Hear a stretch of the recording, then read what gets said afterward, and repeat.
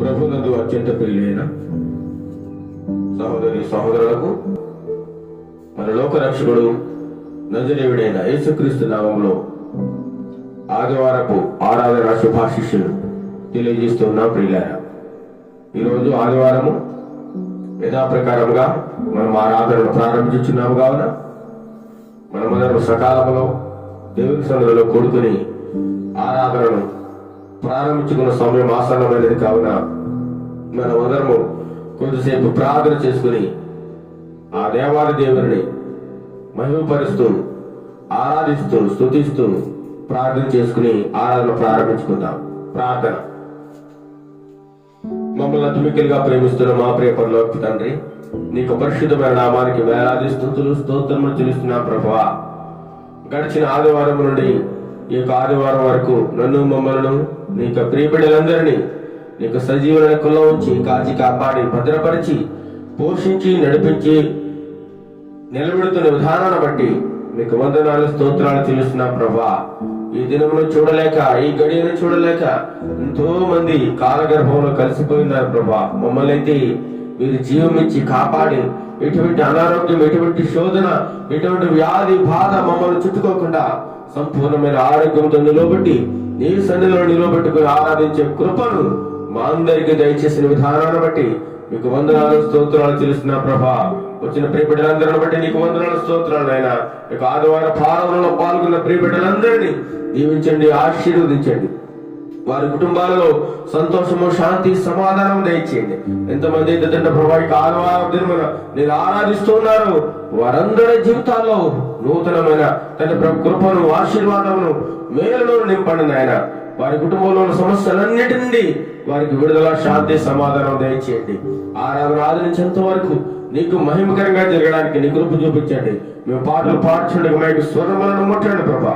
మా స్తుతులపై మీరు ఆశీనులు కమ్మని ఆరాధన ఆదరించేంత వరకు క్రమముగాను మర్యాదగాను నీకు మహిమ తెచ్చేవారుగా మేమందరము నిన్ను స్తుతించడానికి నీ కృపను, సహాయమును మా అందరికీ దయచేయమని నజరేయుడైన యేసుక్రీస్తు నామములో ఆరాధనను తండ్రి ప్రభా యేసు నామములో అడిగి ప్రార్థన చేస్తున్నాం తండ్రి.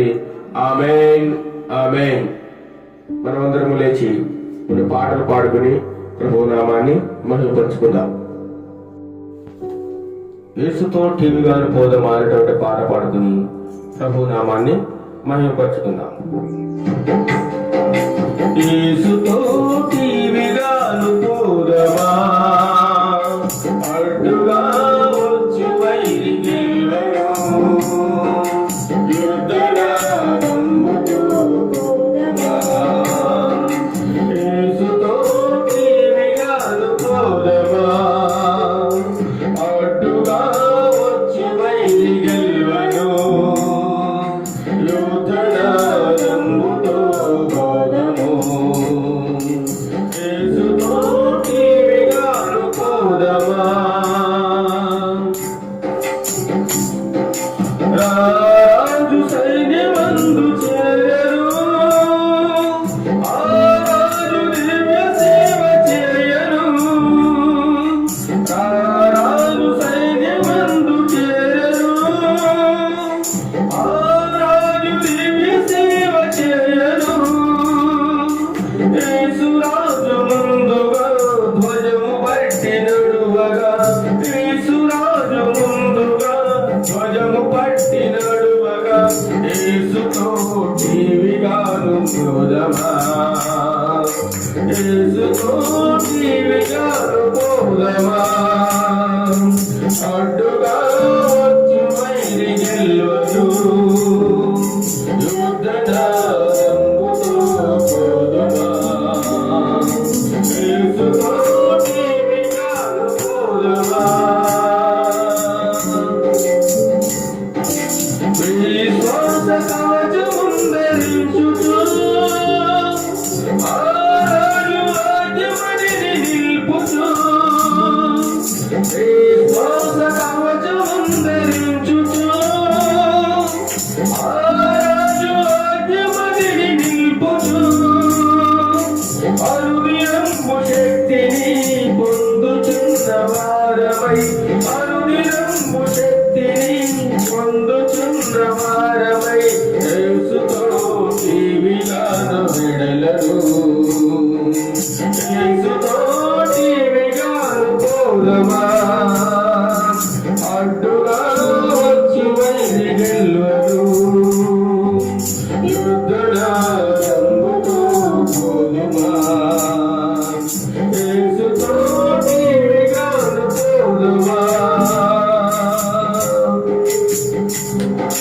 శోధనలు మనల చుట్టి వచ్చిన సాతాను అంబులెన్ని తగిలిన శోధనలు మనల చుట్టి వచ్చిన సాతాను అంబులెన్ని తగిలిన భయము లేదు మనకిక ప్రభువు చింతనందుకు భయము లేదు మనకిక ప్రభువు చింతనందుకు యేసుతో నీవిగాను విడలను యేసుతో నీవిగాను పోదవా అడ్డుగా వచ్చు వైరి గెల్వను యుద్ధనాదంబుతో పోదుమా యేసుతో నీవిగాను పోదవా ఓ యువతి యువకులార శీరుడి యేసురాజు ఆట చాటుడి ఓ యువతి యువకులార శీరుడి యేసురాజు ఆట చాటుడి లోకమంత ఏకమై యేసురాజు కల్వను లోకమంత ఏకమై యేసురాజు కల్వను సాధనం ఎవరు నీవు నేనెగా సాధనం ఎవరు నీవు నేనెగా యేసుతో నీవిగాను పోదవా అడ్డుగా వచ్చు వైరి గెల్వను యుద్ధనాదముతో పోదుమా యేసుతో నీవిగాను పోదవా అడ్డుగా వచ్చు వైరి గెల్వను యుద్ధనాదముతో పోదుమా. హల్లెలూయా హల్లెలూయా. ఈ యొక్క పాట పాడుకుని దేవుని నామాన్ని మహిమపరచుకుందాం. ప్రియ యేసు నీవే ప్రియమార నా హృదయం ముదమార వసించునా హృదయాంతరంగమునా ప్రియ యేసు నిర్మించితివి ప్రియమార నా హృదయం ముదమార వసించునా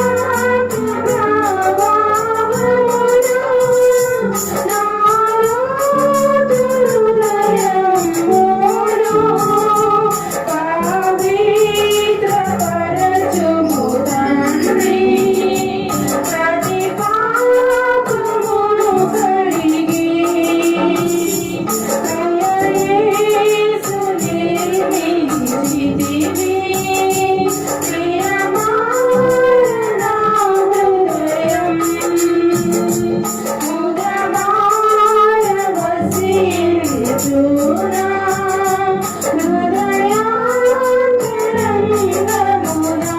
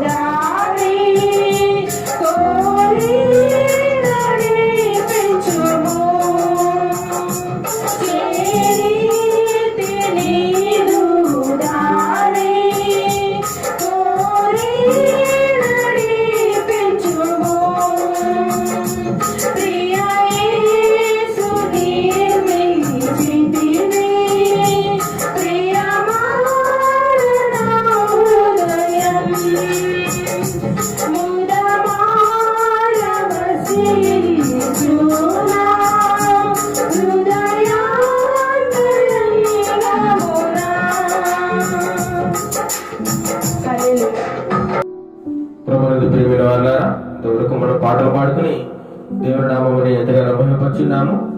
ఇప్పుడు వాక్య పఠనం చేసుకుందాం.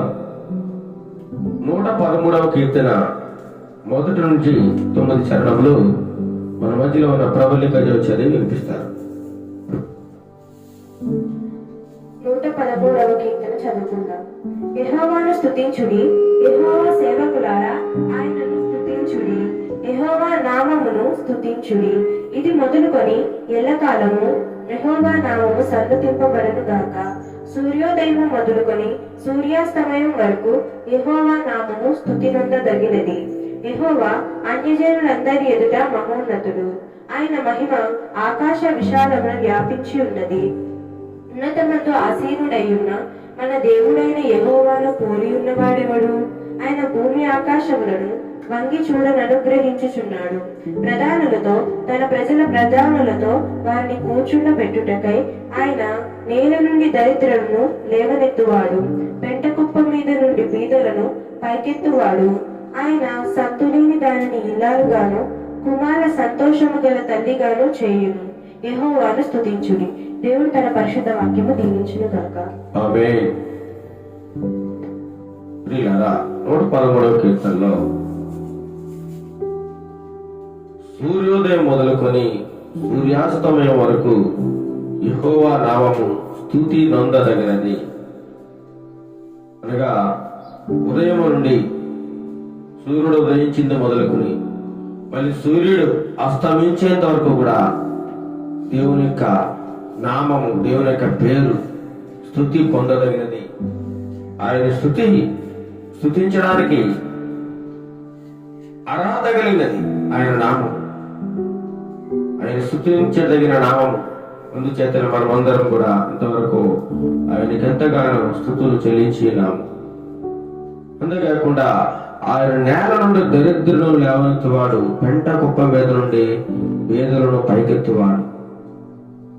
ఎవరైతే అట్టడుగు స్థితిలో, నేను చాలా పేదరికంలో ఉన్నాను, నేను చాలా క్రింది స్థానంలో ఉన్నాను, నన్ను ఆదరించేవారు ఎవరు లేరు, నాకు సహాయం చేయవారు ఎవరు లేరు అని దిగులు పడుతూ వేదన పడుతూ ఉన్నామేమో, అలాంటి పరిస్థితుల్లో ఉన్న నిన్ను నన్ను మనందరినీ కూడా నేల నుండి పైకి లేవనెత్తేవాడు, సింహాసనాన్ని ఎక్కించేవాడు, పెంట కుప్పల మీద నుండే దీనులను పేదలను పైకి లేవనెత్తి ఒక ఆశీర్వాదకరముగా ఒక ఉన్నతమైన స్థలములలో పెట్టగల దేవుడు మన దేవుడు. పిల్లారు, నేల నుండి దరిద్రులను లేవనెత్తేవాడు, పెంట కుప్ప మీద నుండి పేదలను పైకి లేవనెత్తేవాడు ఎవరైనా ఉన్నారంటే ఆయన ఒక యేసు ప్రభువు మాత్రమే. ఆయన పాపులను రక్షించడానికి, దీనులను కనికరించడానికి, అనాథలను చేరదీయడానికి వచ్చిన మహా గొప్ప దేవుడు ఎవరైనా ఉన్నారంటే ఆయన యేసు ప్రభువుగా మనమందరము చెప్పుకోవచ్చు. ఇప్పుడు మనమందరము లేచి కొద్ది నిమిషములు స్తుతి ఆరాధన చేసుకుని ప్రభు నామాన్ని మహిమపరుచుకుంటాం. మనమందరము లేచి నిలబడి కొద్దిసేపు స్తుతి ఆరాధన చేసుకుందాం.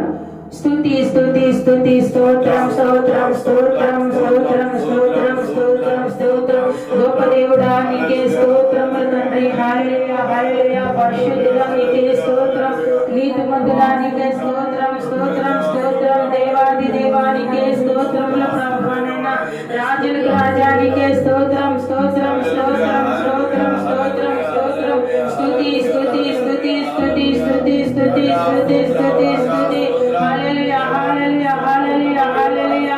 నీకే మహిమ నీకే ఘనత ప్రభువైన యేసయ్యా నీకే స్తుతులు తండ్రి. ఇదే కాల సమయంలో ప్రభువైన మా స్తుతులపై మీరు ఆశీర్వదించమని అడుగుచున్నాం ప్రభువా. మీకే స్తుతి స్తోత్రం స్తోత్రం స్తోత్రం స్తోత్రం స్తోత్రం. పెట్ట కుప్పల మీద ఉండే ప్రభు దీనులను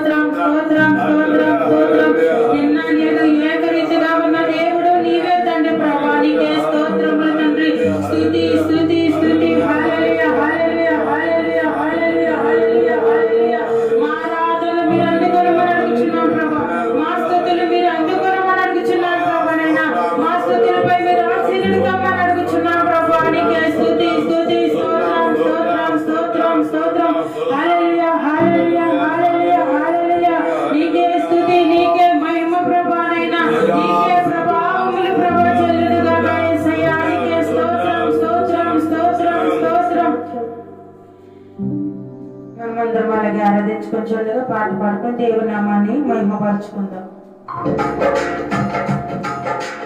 నిన్నే నిన్నే నమ్ముకున్నానయ్యా, నన్ను నన్ను విడిపోవయ్యా. నిన్నే నిన్నే నమ్ముకున్నానయ్యా, నన్ను నన్ను విడిపోవయ్యా. కన్నుల్లో కన్నీళ్ళు గూడు కట్టినా, కన్నవారే కాదని నన్ను నెట్టినా. కన్నుల్లో కన్నీళ్ళు గూడు కట్టినా, కన్నవారే కాదని నన్ను నెట్టినా. కారుచి కన్నులే నన్ను కమ్మినా, కఠినాత్ములెందరూ నన్ను కొట్టినా. కారుచి కన్నులే నన్ను కమ్మినా, కఠినాత్ములెందరూ నన్ను కొట్టినా. కఠినాత్ములెందరూ నన్ను కొట్టినా. నిన్నే నిన్నే నమ్ముకున్నానయ్యా, నన్ను నన్ను విడిపోవయ్యా. నిన్నే నిన్నే నమ్ముకున్నానయ్యా, నన్ను నన్ను విడిపోవయ్యా. ప్రార్థన చేసుకుందాం. మహోన్నతుడ మహాగణుడ నీకే స్తుతులు స్తోత్రములు తండ్రి. ఈ ఉదయకాల సమయంలో తండ్రి గడిచిన వారం నుండి తండ్రి ఈ వారం వరకు నన్ను మమ్మలను ప్రతి ఒక్కరిని ప్రభా సజీవముగా ఉంచి తండ్రి నీ సజీవ లెక్కలో ఉంచి కాచి కాపాడి భద్రపరిచి ఉంచినందుకు నీకు వేలాది స్తుతులు స్తోత్రములు చెల్లించుకుంటున్నాం తండ్రి. అయ్యా ఈ ఉదయకాల సమయంలో ప్రభా నిన్ను ఆరాధించడానికి తండ్రి, నిన్ను మహిమపరచడానికి, నిన్ను గణపరచడానికి తండ్రి కేవలం ఈ ఉదయకాల సమయంలో ప్రభువా నిలవబెట్టినందుకు నీకు స్తుతులు స్తోత్రములు చెల్లించుకుంటాం తండ్రి. ఎంతవరకు జరిగిన ప్రభునైనా ఆరాధన అంతట్లో మీరున్నారని నమ్ముచున్నా ప్రభా. యేసయ్యా అయ్యా నీ వాక్యం ద్వారా మాతో మాట్లాడినందుకు నీకు వందనాలు ప్రభా, స్తోత్రాలు తండ్రి. అవును తండ్రి, పెంట కుప్పల మీద నుండి ప్రభా దీనులను తండ్రి పైకెత్తువాడు నీవే తండ్రి ప్రభా. దరిద్రులు తండ్రి పైకి లేవనెత్తు యేసయ్య నీవే తండ్రి ప్రభా. ఈ లోకంలో తండ్రి ఎంతమంది ఉన్నారో ప్రభానైనా ఎవరో తండ్రి మాకు సాయం చేయలేరు కానీ ప్రభానైనా నిజమైన దేవుడు నీవే తండ్రి ప్రభానైనా. ఉన్నతమైన దేవుడు తండ్రి, గొప్ప దేవుడు నీవే యేసయ్య ప్రభానైనా. ప్రతి ఒక్కరి పరిస్థితిని మార్చగలిగిన దేవుడు నీ ఒక్కరివే తండ్రి ప్రభానైనా. అలాంటి నిజమైన దేవుని మేమందరం కలిగినందుకు ప్రభానైనా మేమందరం ధన్యులు ప్రభానైనా. నీకే స్తుతులు స్తోత్రములు తండ్రి. ఈ ఉదయ కాల సమయంలో ప్రభానైనా మా స్తుతులు మీరు అందుకోమని అడుగుచున్నాం ప్రభా. మా స్తుతులపై మీరు ఆశీర్వదించమని అడుగుచున్నాం ప్రభానైనా. మేమందరం మీరు నివసించమని అడుగుచున్నాం ప్రభానైనా. ఎటువంటి దుష్ట శక్తులు దురాత్మ సమూహాలు ప్రభానైనా మేమందరంలో తండ్రి ఆవరించుకుంటా ప్రభానైనా. నీ కృపణ కాపుదల మా సన్నిధి చుట్టూ ఉంచమని అడుగుచున్నాం ప్రభానైనా. అయ్యా తండ్రి ఎంతవరకు జరిగిన ఆరాధనలో మీరున్నారని నమ్ముచున్నాం ప్రభానైనా. ఇక ముందున్న వాక్యంలో ప్రభా మీరుండండి ప్రభా. నీ దైవ సేవకుని అభిషేకించి ప్రభానైనా నీ వాక్యం ద్వారా తండ్రి మాతో ప్రతి ఒక్కరితో మాట్లాడమని అడుగుచున్నాం ప్రభానైనా. ఈ ఆరాధనలో ఎంతమంది అయితే పాల్గొన్నారో ప్రతి బిడ్డని ప్రభా మీరు దర్శించండి ప్రభా. నీ వాక్యంతో బలపరచమని అడుగుచున్నాం ప్రభానైనయ్యా. నీ వాక్యాన్ని ప్రతి ఒక్క హృదయంలో ప్రభా నింపుకొని తండ్రి ప్రభానైనా తండ్రి మా హృదయంలో భద్రపరచుకోవడానికి నీ సహాయం దయచేయమని అడుగుచున్నాను ప్రభా. ఈ ఉదయ కాల సమయంలో ప్రభానైనా ఇక ముందున్న తండ్రి ఆరాధన అంతట్లో ప్రభానైనా మీరే ఉండి నడిపించమని ఈ చిన్న స్తుతి ఆరాధన యేసయ్య పరిశుద్ధ నామములో అడిగి వేడుకొచ్చున్నాం తండ్రి. ఆమేన్. ప్రభునందు ప్రియమైన వారలారా, ఇంతవరకు మనం పాటల ద్వారా ఈ ఆరాధన ద్వారా ప్రభు వారిని ఎంతగానో మనం మహిమపరుచుకున్నాం. ఇప్పుడు కొంతసేపు మన ఆత్మీయ జీవితములకు కావలసినటువంటి ఆత్మీయ ఆహారమును ప్రభు మనందరికీ సమృద్ధిగా దయచేయలాగిన ప్రార్థన చేసుకుని వాక్యమును ధ్యానం చేసుకుందాం. మహాగరుడు మహాగరుతుడైన మా ప్రియ పరలోక తండ్రి, నీకు పరిశుద్ధమైన నామానికి వందనాలు స్తోత్రాలు చెల్లిస్తున్నాం నాయన. ఇంతవరకు మా యొక్క ఆరాధనలో మా యొక్క స్తుతులలో, మా యొక్క పాటలలో, మా యొక్క స్తుతి ఆరాధనలో మీరుండి మీరెంతగానో మహిమపరచబడ్డారని మేమెంతగానో సంతోషిస్తున్నాం నాయన. గొప్పవాడవు తండ్రి ప్రభు, ఉన్నతమైన వాడవు. నీ వంటి వారు ఎవరి లోకంలో లేరు ప్రభా. నేను తప్ప వేరొక దేవుడు లేడు, నీకు ఉండకూడదు అని నీవు స్పష్టముగా నీ వాక్యం ద్వారా మాతో మాట్లాడుచున్నావు నాయన. ఈ ఉదయకాల సమయంలో ఆదివారం దినమున మా ఆత్మీయ జీవితములకు కావాల్సిన ఆత్మీయ ఆహారమును సమృద్ధిగా దయచేయండి ప్రభా. మాట్లాడేది మేము కాదు కానీ మీరే వాళ్ళ ఉండి మాట్లాడమని, నీ ప్రియ బిడ్డలకు కావాల్సినటువంటి ఆత్మీయ ఆహారమును అందరికీ సమృద్ధిగా దయచేయమని, ప్రతి ఒక్కరి హృదయాల్లో ఈ వాక్యము నాటపడడానికి, నూరంతలుగా అరుదంతలుగా ఫలింపబడడానికి నీ కృపను సహాయమును దయచేసి ఈ ఆరాధన ఆదరించేంత వరకు నీ యొక్క కృపను, నీ యొక్క పరిశుద్ధాత్మ శక్తిని మా మధ్యలో ఉంచమని నజరేయుడైన యేసుక్రీస్తు నామమున అడిగి ప్రార్థన చేస్తున్నాం తండ్రి. ఆమేన్, ఆమేన్. ప్రభువునందు ప్రియమైన వారలారా, ఈ యొక్క ఆదివార దిన నిమిత్తము ఏర్పాటు చేయబడినటువంటి వాక్య ధ్యానాంశము శ్రమ ద్వారా వచ్చు ఆశీర్వాదములు. శ్రమ ద్వారా వచ్చేటువంటి ఆశీర్వాదాలు ఎలా ఉంటాయి, ఆ శ్రమలలో ఇటువంటి విజయాలు మనం పొందుకోవచ్చు అనేటువంటి విషయాలను కొద్దిసేపు మనం ధ్యానం చేసుకుందాం. చాలా మంది క్రైస్తవులు శ్రమలు లేకుండా,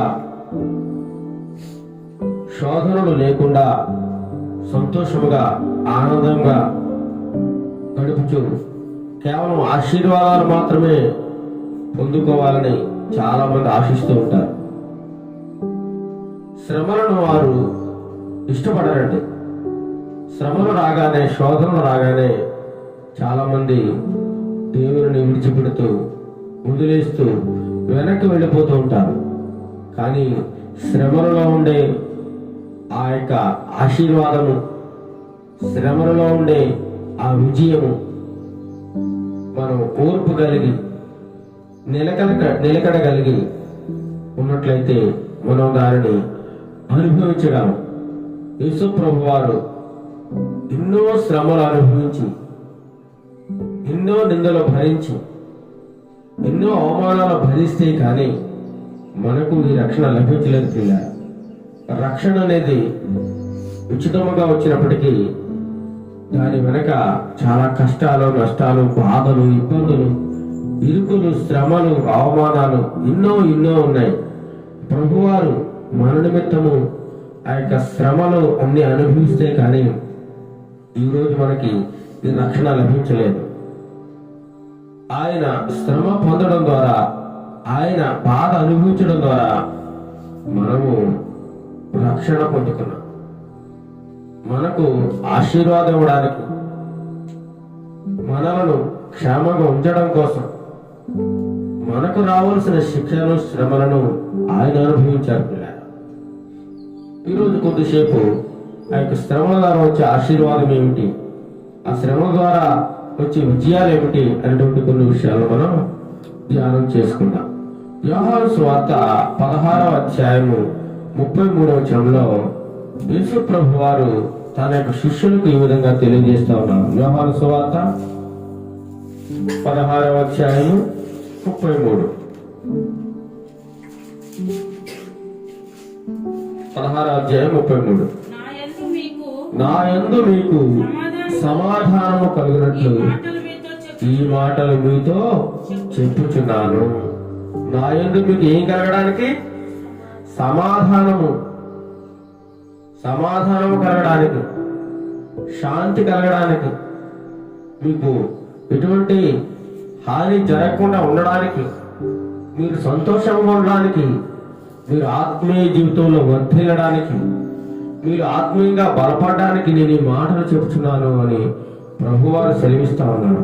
మీకు సమాధానం కలగాలంటే ఏం చేయాలి అనేటువంటి విషయాన్ని తెలియజేస్తా ఉన్నాడు. చదవండి. లోకములో మీకు శ్రమ కలుగును, అయినను ధైర్యము తెచ్చుకొనుడి, నేను లోకమును జయించి ఉన్నానను.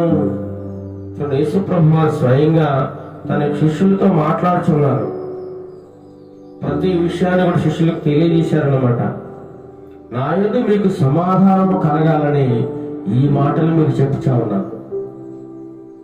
సమాధానం పొందుకోవాలంటే అది యేసయ్య ద్వారా మాత్రమే సాధ్యమవుతుంది. యేసయ్యలోనే సమాధానం ఉంది. ఆ సమాధానం పొందుకోవాలంటే మీరు ఈ లోకములో కొన్ని శ్రమలు అనుభవించాలి. మీకు శ్రమలు కలుగుతాయి. అయినా సరే మీరు బాధపడవద్దు, మీరు ఇబ్బంది పడవద్దు, మీరు సనగవద్దు, గొడగవద్దు.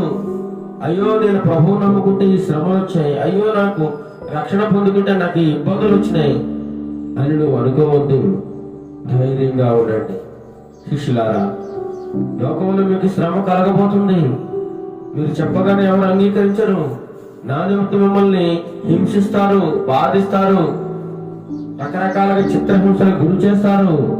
అయినా సరే మీరు ధైర్యాన్ని సడలిపోవద్దు, విడిచిపెట్టద్దు. ధైర్యంగా ఉండండి, ధైర్యం తెచ్చుకోండి. ఎందుకంటే నేను లోకాన్ని జయించాను. మీరు కూడా ఏం చేయాలి? లోకాన్ని జయించాలి. లోకం అనగా అపవాది. ఈ లోకరాజ్యాలన్నీ ఎవరి చేతిలో ఉన్నాయి?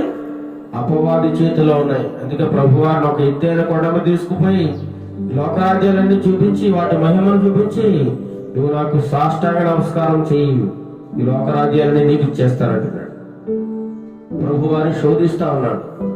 ఈ లోకము సాతాను యొక్క కబంధ హస్తాల్లో ఉంది. ప్రియులారా, లోకంలో మీకు శ్రమ కలుగుతుంది. అయినా సరే మీరు ధైర్యం తెచ్చుకోండి.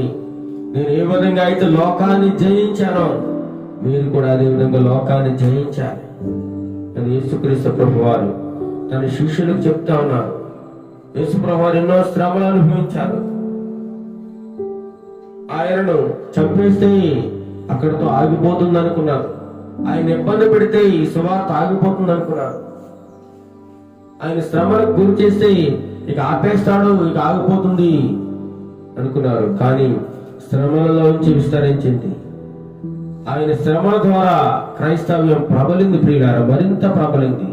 ఆయన శిలువ శ్రమల ద్వారా లోకానికి రక్షణ, లోకానికి వెలుగు, ప్రపంచమంతా ఆయన పునరుత్థాన శక్తిని గ్రహించింది. ఆయన నిజ రక్షకుడిని తెలిసిందన్నమాట. ఆయన సిలువ వేయబడితే గాని, ఆయన సమాధి నుండి లేపబడితే గాని మనకి రక్షణ, ఈ శాంతి, సమాధానం లోకానికి కలగలేదు. పరిశీలు, శాస్త్రులు, సద్దుకయ్యలు ఆయన అన్యాయంగా నేరం మోపి ఎన్నో హింసలకి గురి చేశారు. ఆయన అవమానాలకి, హేళనకి గురి చేసి ఎన్నో నిందలు ఆయన మీద మోపారు. చేయని నేరానికి ఆయన శిక్ష అనుభవించాడు.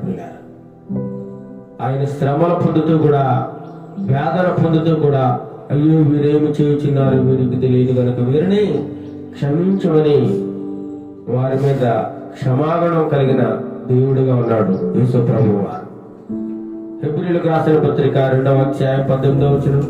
హెబ్రీయులకు రాసిన పత్రిక హెబ్రీ 2:18 చూడండి. అపోస్తలుడైన పౌలు గారు హెబ్రీయులకు రాసిన పత్రిక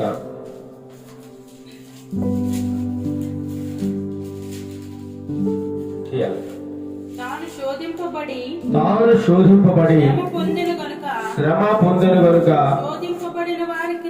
శోధింపబడిన వారికి సహాయము చేయగలవాడే ఉన్నాడు.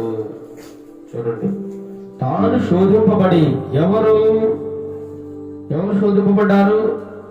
యేసు ప్రభువారు. ఈ లోకము ఎవరి చేతిలో ఉంది? సాతాను చేతిలో ఉంది. సాతానుడి లోకములో ఉన్నంత వరకు కూడా మనకు ఏమొస్తాయండి? శోధనలు, శ్రమలు, ఇబ్బందులు, రకరకాల హింసలు, బాధలు ఇవన్నీ కలుగుతాయి. సాతానుడు అనేక రకాలుగా మనం శోధిస్తూ ఉంటాడు. యేసు ప్రభు వారినే శోధించాడు. నిన్ను నన్ను ఎంత? ప్రతి ఒక్కరికి శోధనలు ఎదురవుతాయి, శ్రమలు వస్తాయి తప్పకుండా. తాను శోధింపబడి శ్రమ పొందిన గనుక శోధింపబడి వారికి సహాయము చేయగలవాడే ఉన్నాడు. ఎవరు? యేసు ప్రభువా. ఆయన శోధింపబడ్డాడు, శ్రమ పొందాడు. ఆ శ్రమ ఏంటో, ఆ శోధన ఏంటో ఆయనకు తెలుసు. సాతానుడు ఎంతగా శోధిస్తాడో, ఎంతగా శ్రమలోకి నడిపిస్తాడో ఎంతగా ఇబ్బందులు గురి చేస్తాడో యేసు ప్రభు వారికి తెలుసు. కాబట్టి ఎవరైతే ఆ సాతానుడు ద్వారా, ఆ అపవాదు ద్వారా శోధింపబడుతూ ఉన్నారు, బాధింపబడుతున్నారు, అలాంటి వారందరికీ కూడా ఏం చేస్తారంటాడు దేవుడు? సహాయం చేస్తారంటాడు. సహాయం, శోధింపబడే వారందరికీ కూడా సహాయం చేసే దేవుడుగా ఉన్నాడు. కాబట్టి క్రైస్తవ్యం అంటే చాలా మంది పూలబాట అనుకుంటున్నారు. పూలబాట.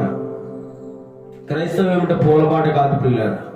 క్రైస్తవ్యం అంటే ముళ్ళబాట. ముళ్ళ మీద నడిచినట్లేదు. యేసు ప్రభు నమ్ముకుంటే నీకు అంత సంతోషము, ఆనందము, ఆశీర్వాదమే ఉండదు. శ్రమలు కూడా వస్తాయి, ఇబ్బందులు కూడా వస్తాయి, నిందలు వస్తాయి, అవమానాలు వస్తాయి. ఇవన్నీ భరించాలి, ఇవన్నీ దాటుకుంటూ వెళ్ళాలి ముందుకి. అప్పుడే మనము నిజ క్రైస్తవులుగా ఉంటాం పిల్లలు. చాలా మంది క్రైస్తవులు శ్రమలు అనుభవించాలనుకోవడం లేదు. ఆశీర్వాదాలు, మేళ్ళు మాత్రమే పొందుకోవడానికి ఇష్టపడతా ఉన్నారు. ఆశీర్వాదాలే కావాలి, శ్రమలొద్దు వారికి. అనేక సంఘాల్లో కూడా శ్రమల గురించి ఎవరు చెప్పరు. ప్రియబిడ్డలారా, ప్రభు నమ్ముకోవడం ద్వారా మీకు శ్రమలు వస్తాయి. యేసు ప్రభు శిష్యులు చాలా ఉన్నతమైన జీవితాన్ని జీవించారంటే, విలాసవంతమైన జీవితాన్ని అనుభవించారా? లేదు, లేదు. వారి జీవితం అంతా శ్రమలే, వారి జీవితం అంతా అవమానాలే, వారి జీవితం అంతా ఇబ్బందులే, రకరకాల వ్యాసనలే. ఎంతో మంది వారిని హింసించి రకరకాలుగా చిత్రహింసలు గురి చేసి ప్రభు నిమిత్తము వారిని ఏం చేశారంటే హత్య చేసి చంపేశారు. ఎంతో మంది సిలువ వేశారు. రకరకాల విచిత్రాలుగా అది చంపేశారు పిల్ల. ప్రభువుని విడిచిపెడతావా? లేదా చంపేనా? నా ప్రభు కోసం నేను చచ్చిపోతానని చెప్పి వాళ్ళు త్యాగపూరితంగా వారి యొక్క ప్రాణాలను అర్పించారు ప్రభు కోసం. అది నిజమైన క్రైస్తవం. ఈనాడు ఎక్కడైనా చిన్న సంఘటన జరుగుతుంది అనుకోండి, ఎక్కడైనా క్రైస్తవుల మీద దాడి జరుగుతుంది అనుకోండి, ఇది ఏదో కొత్తగా వచ్చినట్లు, ఇప్పుడే కొత్తగా జరుగుతున్నట్లు కొండంతలుగా చేసి చూపిస్తూ సమాజంలో క్రైస్తవులను భయభ్రాంతులకు గురి చేస్తూ ఉన్నారు అనేక మంది సేవకులు. యేసు ప్రభు వారు చెప్పారు, శ్రమలు సంభవిస్తాయి, శోధనలు వస్తాయి. ఈ శ్రమలు, శోధనలు, నిందలు అన్ని భరించాలి. ఇవన్నీ దాటుకుంటూ వెళ్ళాలంటే ఎవరు కూడా ఎక్కడ శ్రమలు అనుభవించడానికి కానీ, నిందలు భరించడానికి కానీ, అవమానాలు ఎదుర్కోవడానికి కానీ సిద్ధంగా లేరు. ఎవరిని ఇబ్బంది పెడితే తిరిగి ఇబ్బంది పెట్టడానికి చూస్తా ఉన్నాం. ఎవరైనా దూషిస్తే తిరిగి దూషించడానికి, ఎవరైనా కొడితే తిరిగి కొట్టడానికి ప్రభు వారు అది నేర్పించలేదండి.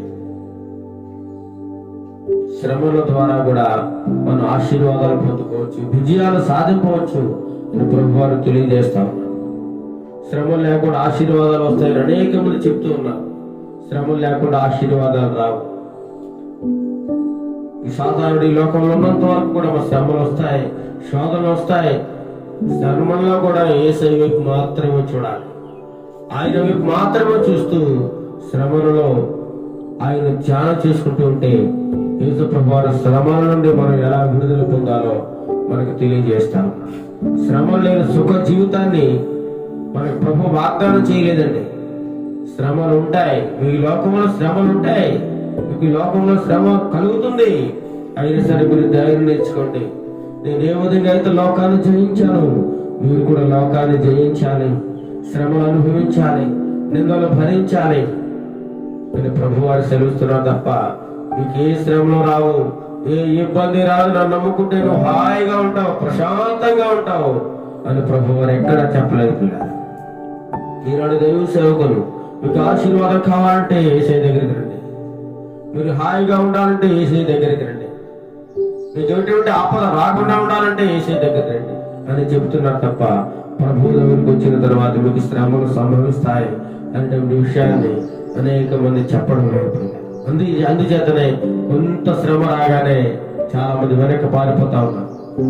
ఎఫెసీయులకు రాసిన పత్రిక 6వ అధ్యాయం 10వ వచనం. ఎఫెసీయులకు రాసిన పత్రిక 6వ అధ్యాయం 10వ వచనం చూద్దాం. ఎఫెసీయులకు రాసిన పత్రిక అపోస్తలుడైన పౌలు గారు 6వ అధ్యాయం 10వ వచనం. తుదకు తుదకు ప్రభువు యొక్క మహాశక్తిని బట్టి ఆయన యందు బలవంతులైండుడి. తుదకు ప్రభు యొక్క ఏ శక్తి? మహాశక్తి అండి. యేసు ప్రభు మహాశక్తివంతుడైన మహాశక్తివంతుడు, మహా గొప్పవాడు. ఆయన శక్తిని ఎవరు అంచనా వేయలేరు. మరి ఏంటంటే మరి అంత గొప్ప శక్తివంతుడు కూడా మరి ఎందుకు సిలువ వేయబడ్డాడు? మరి అందరూ అలా చంపేస్తా ఉంటే ఎందుకు మౌనంగా ఉన్నాడు అని చాలా మంది హేళనగా మాట్లాడుతున్నారు ఈ రోజుల్లో.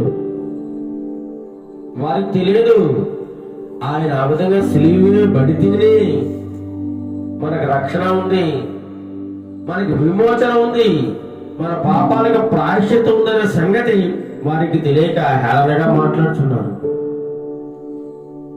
నీకోసం నా కోసం నీవు చేసిన నేను చేసిన మనందరము చేసిన పాపాలను ఆయన సిలువలో భరించి మనకు రావలసిన శిక్షను ఆయన మీద వేసుకుని మనల్ని విమోచించడం సంగతి వారికి తెలియక వారి ఇష్టానుసారంగా మాట్లాడుతున్నారు. సిలువ ఎంతండి? యేసు ప్రభు వారు ఒక ఆజ్ఞ సెలవిస్తే, ఒక మాట సెలవిస్తే వారందరూ బూడిదైపోతారు. బూడిద ఒక మాట. లాజరు బయటికి రా అంటే చనిపోయిన వాడు సైతం బయటకు వచ్చాడే. ఎన్నో గొప్ప గొప్ప అద్భుతాలు జరిగినాయి, మరి ఎందుకు జరగలేదు సిలువలో? లేదు, ఆయన ఆ విధంగా చనిపోవాలని, ఒక రక్షణ కార్యం సిలువలో జరగాలని దేవుడు ముందుగా నిర్ణయించిన ప్రకారంగానే ఆయన సిలువ పడ్డాడు తప్ప అది వీరనుకున్నట్టు కాదు. ఆయనకి చేతగాక కాదు ప్రియులారా సిలువలో మరణమైపోతా. ఆయన ఇక్కడ చెప్పండి, సుఖకు ప్రభు యొక్క మహాశక్తిని బట్టి ఆయన బలవంతులైనడి. ఆయన మహా గొప్ప శక్తివంతుడు. ఆయన నమ్ముకున్న వారందరూ కూడా ఎలా ఉంటారో అదే శక్తిని పొందుకుని బలము కలిగి ఉంటారట. బలవంతులై ఉండండి, ఆయన గొప్పవాడు, మీరు బలహీనలుగా ఉండద్దు అని తెలియజేస్తూ ఇంకేమంటున్నాడు? మీరు అపవాది తంత్రములు ఎదురించుటకు శక్తివంతులగినట్లు దేవుడిచ్చు సర్వాంగ కవచమును ధరించుకొనుడి. దేవుడిచ్చు సర్వాంగ కవచము ధరించుకోండి. సర్వాంగ కవచం అంటే శరీరం అంతా కప్పుకునేది. ఏంట సర్వాంగ కవచము? దేవుని యొక్క వాక్యము, రక్షణ, సాతానుపై విజయం. ఏమండి, విజయం పొందాలంటే సాతానుపై దేవుడిచ్చే సర్వాంగ కవచాన్ని ధరించాలి. దేవుని యొక్క మాట ప్రకారం మనం జీవించాలి. ఆయన వాగ్దానము మనం నెరవేర్చాలి. సాతాను యొక్క తంత్రాలు మనం ఎదిరించాలన్నమాట. ఎదిరించడానికి దేవుని యొక్క శక్తిని మనం పొందుకోవాలి. ఆయన ఇచ్చే సర్వాంగ కవచాన్ని ధరించుకున్నట్లయితే మనం సాతాన్ని ఈజీగా ఎదిరించగలం. చూడండి, శిష్యులు క్రీస్తు నిమిత్తం కూడా అనేకమైన శ్రమలు మనం అనుభవించారని చెప్పుకుంటా ఉన్నాం. అలా అనుభవించి సాతానుపై వారందరూ ఏం పొందారంటే విజయం పొందారు. విజయం. సాతాను ఎదిరించి వారు నిలబడ్డారు. వారు పిరిగి వారిగా పారిపోలేదు. పిల్లలు శ్రమ వస్తే కృంగిపోలేదు. వారు హింసిస్తుంటే తిరిగి వారు హింసించలేదు. వారు కొడుతుంటే తిరిగి కొట్టలేదు. వారు అవమానిస్తే తిరిగి అవమానించలేదు. మౌనిగా యేసు ప్రభు వారు చూపించిన మాదిరిని వారు చూపిస్తూ, యేసు ప్రభు వారు హింసిస్తుంటే ఎలా మౌనిగా ఉన్నారు, ఎలా బాధను భరించారు, వారు కూడా శిష్యులు కూడా ఆ యొక్క బాధను భరిస్తూ, ఆ యొక్క శ్రమలను భరిస్తూ యేసు ప్రభు వారి యొక్క మాటలను గుర్తు చేసుకుంటూ వారి లోకంలో యేసు ప్రభు కోసం చనిపోయారు. తోడుగా గొంగళ పురుగును మనం చూసినట్లయితే, గొంగళ పురుగు చూడడానికి చాలా చాలా ముద్దుగా ఉంటుందండి. ముద్దుగా ఉండదు, అసహ్యంగా ఉంటుంది దాన్ని చూస్తేనే. కానీ అది ఒకానొక దినాన అదొక రూపాంతరం చెంది సీతాకోక చిలుకగా మారుతుంది. అలా మార్పు చెందడానికి అది ఎంతో శ్రమ అనుభవించవలసి వస్తుంది. పిల్లల చాలా బాధ అనుభవించవలసి ఉంది. చాలా సమయం పడుతుంది. అది ఊరికనే రాలేదు. చాలా మార్పు చెందడానికి అది ఎంతో వేదన, శ్రమ, బాధ అనుభవించింది. అదే విధముగా మనం ప్రభువులో రూపాంతరం చెందడానికి ఎన్నో శ్రమలు, నిందలు, బాధలు అనుభవించాలి.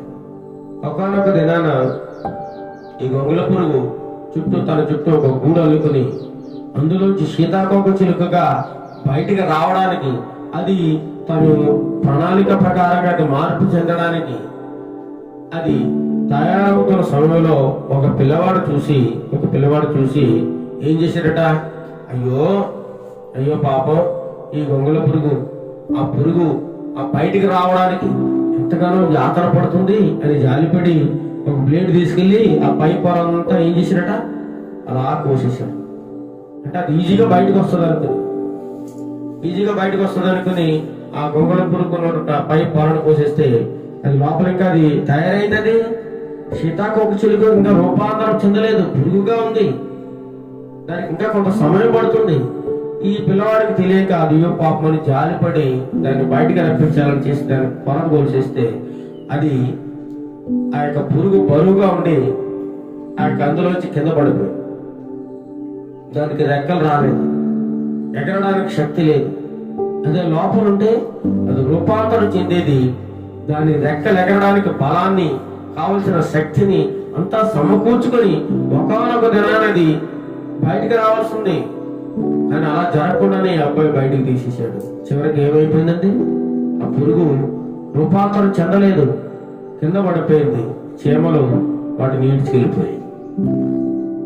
అదేవిధంగా ఎవరైతే ప్రభువును నమ్ముకుంటారో వారు శ్రమలు, ఇబ్బందులు అనుభవించకుండా, అవిని భరించకుండా ప్రభువులో ముందుకు సాగడం చాలా కష్టం. శ్రమ అనుభవించడం ద్వారా మనం ఎన్నో ఆత్మీయమైన పాఠాలు, ఎన్నో గుణపాఠాలు నేర్చుకుంటూ ఉంటాం. ప్రియులారా, 1 కొరింథీయులకు రాసిన పత్రిక 10వ అధ్యాయం 13వ వచనంలో చూసినట్లయితే చూడండి ఇటువంటి శ్రమలు. 1 కొరింథీయులకు రాసిన పత్రిక 10వ అధ్యాయం 13వ వచనం చూసినట్లయితే అపోస్తలుడైన పౌలు గారు కొరింథీయులకు రాసిన పత్రిక 10వ అధ్యాయం 1 కొరింథీయులకు రాసిన పత్రిక 10వ అధ్యాయము 13వ వచనం, సాధారణముగా మనుషులకు కలుగు శోధన తప్ప మరి ఏది మీకు సంభవింపలేదు. చదవటం దేవుడు నమ్మదగిన వాడు, మీరు సహింపగలిగినంత కంటే ఎక్కువగా ఆయన మిమ్మల్ని శోధింపబడనీయడు. అంతేకాదు సహింపగలుగుటకు ఆయన శోధనతో కూడా తప్పించుకుని మార్గములు కలుగు చేయను. చూడండి ప్రియుల, సాధారణంగా మనుషులు ఎంతవరకైతే ఆ శోధన భరించగలరు, లేదా ఎంతవరకైతే ఆ బాధ భరించగలరు, ఎంతవరకైతే ఆ వేదనను అనుభవించగలరో ప్రభు అంతవరకే పంపిస్తారు. అంతవరకే తప్ప ఇంకెక్కువ రాదు మన శోధన.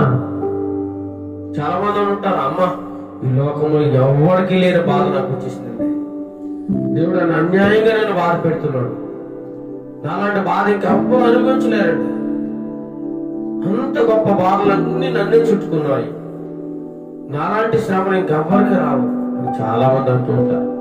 ప్రభు వారు సెలవిస్తా ఉన్నారు, మనుషులు సాధారణంగా భరించగలిగినంత శోధన తప్ప ఇంకెక్కువ మనకి రాకుండా దేవుడు కాపాడుతూ ఉంటాడు. మరి ఎంతవరకు భరించగలమో అంతవరకే దేవుడు మనకు శోధన అనుమతిస్తూ ఉంటాడు. అంతకు మించి ఎక్కువ మనకి శోధన రాదు. ఆ భరించగలిగిన శోధనలో కూడా దేవుడు ఏం చేస్తారట, శోధనతో కూడా తప్పించుకునే మార్గాన్ని కూడా ఆయన ఇస్తాడు. శోధనలో తప్పించుకునే మార్గాన్ని కూడా ఆయనే చూపిస్తాడు.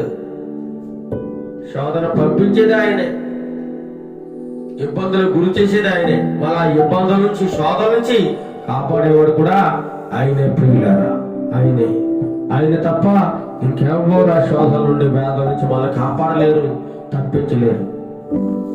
చూడండి యోబు గారి జీవితం మనం చూసినట్లయితే, చూడండి యోబు గ్రంథం నేడు ఒక్కసారి, యోబు గ్రంథం, ఆయనకి ఎటువంటి శోధనలు వచ్చాయి?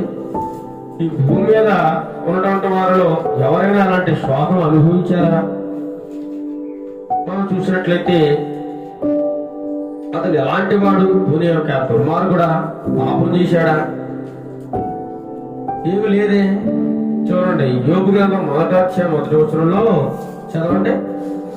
ఊజు దేశమునందు యోబు అను ఒక మనుషుడు ఉండేను. అతడు యథార్థవంతుడు, న్యాయవంతుడిని, దేవుని యందు భయభక్తులు కలిగి చెడుతనము విసర్జించిన వాడు. అంత గొప్పవాడు చూడండి యోబు. యోబు ఏ పాపం చేయలేదు, యథార్థవంతుడట, న్యాయవంతుడట. అంతేకాకుండా దేవుని యందు భయభక్తులు కలిగి చెడుతనాన్ని అంటే విసర్జించేవాడు. చెడు అని అంటేనే ఆయనకి అసహ్యం, చెడ్డ కార్యం అంటేనే ఆయనకి ఇష్టం ఉండదు. అలాంటి గొప్ప ఉన్నతమైన వాడు యోబు. నీతిమంతుడు, సత్యవంతుడు, యథార్థవంతుడు. ఏమంటే అలాంటి గొప్ప వ్యక్తి కూడా ఏమొచ్చినాయి చెప్పండి? శ్రమలు సంభవించే శ్రమలు సాతానుడు యోబు మీద కన్నేశాడు. ఎలాగైనా యోబుని పడగొట్టాలి, చూడండి 6వ వచనంలో చూడండి. 6వ వచనం, దేవదూతలు యెహోవా సన్నిధిని నిలుచుటగా వచ్చిన దినము కూడా తటస్థించాను. ఆ దినమున అపవాదేగువాడు వారితో కలిసి వచ్చాను. యెహోవా నీవు ఎక్కడ నుండి వచ్చినవారు వారిని అడుగుగా అపవాది ఏమన్నాడు? భూమి మీద ఇటు అటు తిరుగులాడుచు అందులో సంచరించి వచ్చేతనని యెహోవాకు ప్రత్యుత్తరం ఇచ్చాను. ఒక రోజునట దేవదూతలన్నిని యెహోవా సన్నిధిలో నిలబడే సమయం వచ్చిందంట. వారితో పాటు ఎవడెళ్ళాడు? అపవాది కూడా వెళ్ళిపోయాడు వారితో కలిసి. అటు ప్రభువారు చూశారు, నువ్వు ఎక్కడి నుంచి వచ్చావు అంటే అపవాదాన్ని భూమి మీద అటు ఇటు తిరుగుతూ అందులో సంచరిస్తూ చాలా మంది నాశనం చేస్తూ పాడు చేస్తూ ఇదే నా పని. ఆ విధంగా నేను ఇక్కడ కూడా మీ దగ్గరికి వచ్చాను మీతో పాటు అని ప్రభువుకి సెలవిచ్చినప్పుడు ప్రభువారు మాట్లాడుతూ ఉన్నారు. ఎవరితో? అపవాది ఎవరు? సాతానుడు, దూషకుడు, దుర్మార్గుడు, లోకంలో తిరుగులాడుచు అనేక మందిని నాశనం చేస్తూ ఉండేవాడు సాతానుడు. అయితే ప్రభు మాట్లాడుతున్నాడు ఏమని? 8వ వచనం చదవండి. 8వ వచనం, అందుకు యెహోవా నీవు నా సేవకురాలు యోబు సంగతి ఆలోచించితివా? ప్రశ్న. సాతానుడికి ఒక ప్రశ్న వేశాడు. సరే భూమి మీద అన్ని అటు ఇటు తిరుగులాడు ఉంటున్నావు కదా, సరే భూమి మీద నా సేవకుడైన యోబు అనేటువంటి ఒక నీతిమంతుడు, యథార్థవంతుడు ఉన్నాడు. అతను గురించి ఆలోచించేవా నువ్వు అని అడుగుతున్నాడు. చదవండి. అతడు యథార్థవంతుడు, న్యాయవంతుడు, దేవుని యందు భయభక్తులు కలిగి చెడుతనం విసర్జించిన వాడు భూమి మీద అతని వంటి వాడు ఎవడో లేడు. ప్రభువు గారు సాక్ష్యం ఇస్తా ఉన్నారు యోబు గారి గురించి. భూమి మీద అలాంటి నీతిమంతుడు గాని, న్యాయవంతుడు గాని, యథార్థవంతుడు గాని, దేవుని మీద భయభక్తులు కలిగిన వాడు గాని ఇంకెవడో లేడట. అలాంటి వాడు ఎవడో లేడు. గొప్ప సాక్ష్యాన్ని యోబు గారి గురించి దేవుడు అపవాది అయిన సాతానికి చెప్తా ఉన్నాడు. సాతాను ఏమంటున్నాడు? యోబు ఊరకే దేవుని మీద భయభక్తులు కలిగిన వాడు ఆయన మంది ఎదురు ప్రశ్న వేస్తున్నాడు. ఏంటి ప్రభువా, ఊరికే నీ ఎందుకు భయభక్తులు కలిగి ఉన్నాడా? నువ్వేం చేసావు? అతనికి, అతని ఇంటి వారికి, అతనికి కలిగిన సమస్తానికి ఏం చేసావు? చుట్టూ కంచి వేసేసావు, గొప్పగా ఆశీర్వదించేసావు, గొప్ప మేలుతో నింపేశావు, ఉన్నతమైన స్థితిలో పెట్టేశావు, అతనికి కావాల్సినంత ఇచ్చేసావు, అతన్ని దీవిస్తూనే ఉన్నావు. అతనికి ఎటువంటి శోధన కానీ, బాధ కానీ, ఇబ్బంది కలగకుండా నువ్వు కాపాడుతా ఉన్నావు. కాబట్టి నిన్నుగా ఇంకెవరిని ఆయన ఆరాధిస్తాడు? నిన్నుగా ఇంకెవరిని సేవిస్తాడు? నువ్వన్నీ అతనికి ఇచ్చేసావు కదా, అతనికి ఎటువంటి ఇబ్బంది లేకుండా, లోటు లేకుండా కాపాడుతున్నావు కదా లోకంలో. మరి నిన్ను కాకుండా ఇంకెవరిని ఆరాధిస్తాడు, ఎవరిని పూజిస్తాడు అని చెప్పి ప్రభుతో మాట్లాడుతా ఉన్నాడు. నువ్వు అతని చేతి పనిని దీవించుడు చేత అతని ఆస్తి దేశంలో బహుగా విస్తరించి ఉన్నది అని చెప్తా ఉన్నాడు అనమాట. ఇంకా అయినను నీవు ఇప్పుడు నీ చేయి చాపి అతనికి కలిగిన సమస్తమును ముత్తునీడలా అతడు నీ ముఖము ఎదుటనే దూషించి నిన్ను విడిచిపోవును అని యెహోవాతో అనగా, సాతాను దేవుడితో మాట్లాడుతూ, నువ్వు అతన్ని ఆశీర్వదించావు, భూమిలోకంలో ఉన్న అందరికంటే అతను గొప్పగా చేసావు, అతనికి కావలసిన సమస్తాన్ని ఇచ్చేసావు, ఎన్నో మేళ్ళు ఆశీర్వాదంతో తొలదొక్కుతా ఉన్నాడు.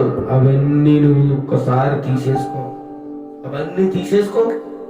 అతను ఒకసారి మొత్తే, అలా మొత్తినట్లయితే, నువ్వన్నీ తీసేసుకున్నట్లయితే నీ ముఖం ఎదుటనే నేను నిన్ను దూషించేలా చేస్తా, నిన్ను దూషించి నిన్ను విడిచిపెట్టేస్తాడా యోబు అని ప్రభువారితో వాదిస్తా ఉన్నాడు సాతానుడు. అదే విధముగా ప్రియులారా, నీవు నేను యథార్థంగా జీవిస్తున్నప్పుడు, నీతిగా బ్రతుకుతున్నప్పుడు ఈ లోకంలో సాతానుడు మన మీద కూడా ఇదే విధంగా మాట్లాడుచు మనకి ఏ విధంగా అయినా హాని కలిగించి, ఏ విధంగా అయినా నష్టం కలిగించి, ఏ విధంగా అయినా బాధ కలిగించి ప్రభువు నుంచి మనల్ని దూరం చేయాలని నిత్యము 24 గంటలు మన పక్కనే ఉండి ఎన్నో ప్రణాళికలు, ఎన్నో పద్ధతులు కల్పిస్తూ మన కోసం ఎదురు చూస్తూ ఉంటాడు.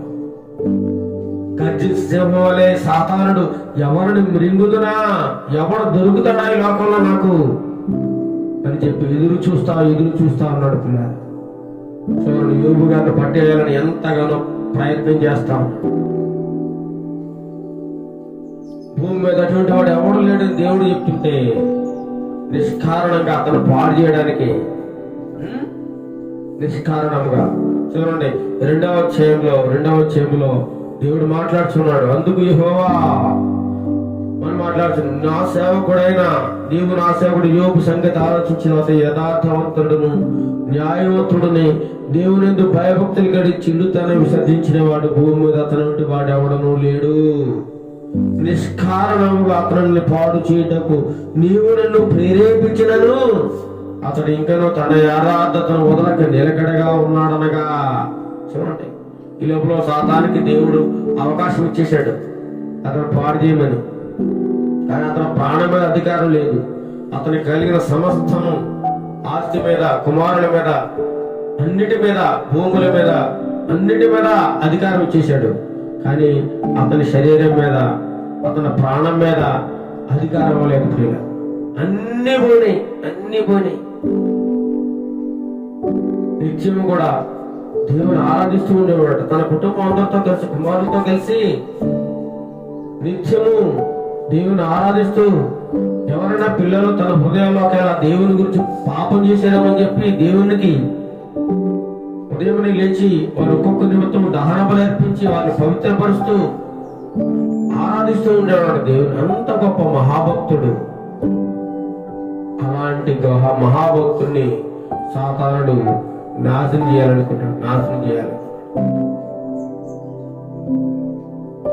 సమస్తము పోయింది, ఆస్తి పోయింది, పనివారు పోయారు, ఎద్దులు, గుర్రాలు అన్నీ పోయి, ఇల్లంతా పోయింది, కుమారులందరూ చచ్చిపోయారు, అంతా పోయింది. ఇంకా ఒక్కడో మిగిలాడు. ఎవరండి? యోబు మిగిలాడు. అంతే. యోబుని కూడా వదలడం లేదు సాతానుడు. అపవాది చర్మము కాపాడుకున్నట్టుగా చర్మమును, తన ప్రాణమును కాపాడుకున్నట్టుగా తనకు కలిగినది యావత్తును నరుడిచ్చును కదా. ఇంకొకసారి నువ్వు చేయి చేప అతని ఎముకను, అతని దేహమును మూతినేడు కదా, అతడు నీ ముఖం మీద దూషించి నిన్ను విడిచిపోవు. ఇంకా చూడండి, అతనికి అందమైన శరీరాన్ని ఇచ్చావు, ఆరోగ్యాన్ని ఇచ్చావు. చూడండి ఎక్కడ దెబ్బ కొడుతున్నాడు. ఆస్తి మీద కొట్టాడు దెబ్బ సాతానుడు, కుమారుల మీద కొట్టాడు, కూతుర్ల మీద కొట్టాడు, పనివారిని కొట్టాడు, గుర్రాలు, గాడిదలు, తన కలిగిన సంపద అంతటి మీద కొట్టాడు దెబ్బ. అన్ని పోయినాయి. ఇప్పుడు ఎవరు రెండవసారి ఇంకా ఏం ప్లాన్ చేస్తున్నాడు? అతని చర్మం మీద దెబ్బ కొట్టాలని, తనకి ఒక భయంకరమైన అనారోగ్యం కలిగి చేయాలి. కొన్ని పరిస్థితుల్లో మనకు అనారోగ్యాలను కూడా దేవుడు అనుమతిస్తూ ఉంటాడు. సాతానుడు కోరుకుంటాడు మనల్ని ఎంతగానో నలిపేయాలని, బాధ పెట్టాలని, రకరకాల శ్రమల మీద శ్రమలు, ఇబ్బందుల మీద ఇబ్బందులు గురి చేస్తూ మనల్ని ఇంకా తట్టుకోలేనంతగా వాడు చిత్రాంశాలు గురి చేస్తూ ఉంటాడు సాతానుడు. చర్మం కాపాడుకున్నడుకు చర్మం, తన ప్రాణాన్ని కాపాడుకున్నట్టుగా తనకు కలిగింది యావత్తును నరుడిచ్చును కదా. ఇంకొకసారి నువ్వు చేయిజాపి అతని ఎముకను, అతని దేహమును ముత్తిరేడలా అతను నీ మోకం ఎదుటనే దూషించి నిన్ను విడిచిపోవనని దేవుడితో మాట్లాడుతున్నాడు సాతాను. అందుకు దేవుడు అంటుండే, అతడు నీ వశంలో ఉన్నాడు, అతని ప్రాణం మాత్రం నీ ముట్టబోద్దని సెలవిచ్చాను. దేవుడు సాతానికి అప్పగించేస్తున్నాడు యోగుని.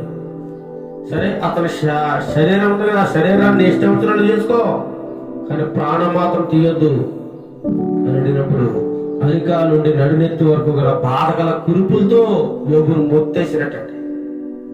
అరికాల మొదలుకొని నడినెత్తి వరకు, అరికాల నుంచి మొదలుకొని తల వరకు కూడా భయంకరమైన కురుపులతో యోగును మొత్తేసేటండి. ఎవడో సాతాను. అతను ఒళ్ళు గోక్కున్నకి చిల్ల పెంకు తీసుకుని, చిల్ల పెంకు అంటే తెలుసు కదా మనకి, గాజు పెంకు తీసుకుని భయంకరంగా బూడిద నెత్తి మీద పోసుకుని బూడిదలో కూర్చుని గోక్కుంటూ ఎంతో నరక యాత్ర అనుభవిస్తున్నాడు. పంచభక్ష పరిమాణాలతో విలాసవంతంగా కుమారులతో కూతురులతో చక్కగా భోజనం చేసి దేవుని స్తుతించే యోగుకి ఎలాంటి బాధ వచ్చిందో చూడండి, ఎలాంటి భయంకరమైన శ్రమ వచ్చిందో, ఎలాంటి ఇబ్బందులను సాతానుడు అనుమతించాడో చూడండి. ఒళ్ళు గోకుడి చిల్లపెంకు తీసుకుని బూదులో కూర్చుని ఎంతో బాధ అనిపిస్తాడు. ఎండలో భయంకరమైన వేదన, చిన్న బాధ వస్తేనే మనం తట్టుకోలేము. అలాంటిది ఆస్తి పోయే, పిల్లలందరూ చచ్చిపోయే, అతను కలిగిన సమస్తము పోయే, ఇల్లంతా కూలిపోయే, ఏమండి అతనికి భయంకరమైన శరీరం అంతా రోగం వచ్చేసింది. అరికాల నుంచి నడినెత్తి వరకు వచ్చేసింది. ఎంతో బాధ అనిపిస్తున్నాడు. ఇక సాతానుడు ఇంకెవరిలో ప్రవేశిస్తా ఉన్నాడు, తన భార్యలో ప్రవేశించాడు. భార్యలో ప్రవేశించి భార్య వచ్చేసి ఏమంటుంది, నీవు ఇంకా యథార్థం వదలకుండా ఉన్నావా, దేవుణ్ణి దూషించి చచ్చిపో, దేవుణ్ణి దూషించి చచ్చిపోవాడు. భార్య కూడా, కట్టుకున్న భార్య, ఎంతో కాలం సంసారం అతను బాగున్నప్పుడేమో మంచిగా ఉంది, నా భర్త మంచివాడు గొప్పవాడు అన్నది. అతను శరీరం పాడైపోయి ఆస్తంతపై అందరూ పోయినా ఇప్పుడు ఏమంటుంది, ఎందుకు ఇంకా దేవుడు నమ్ముతున్నావు, యథార్థత దేవుడు అంటున్నావు, సత్యం అంటున్నావు, నీతి అంటున్నావు, అవన్నీ వదిలేసేయి. దేవుడు లేడు, ఎవరు లేరు. ఆ దేవుడు ఎక్కడున్నాడు? దేవుడు ఉంటే నీ మనల్ని స్థితికి తీసుకొస్తాడా? మనకి ఇబ్బందులు వచ్చినా అని చెప్పేసి నువ్వు ఆ దేవుని తిట్టి చచ్చిపోవా, ఎందుకు ఈ బాధను అనిపిస్తున్నావు అని భార్య కూడా చివరికి దూషించింది అనమాట. అందుకు అతను మూర్ఖురాలు మాట్లాడినట్టు మాట్లాడుతున్నావు, మన దేవుని వాళ్ళు మేలు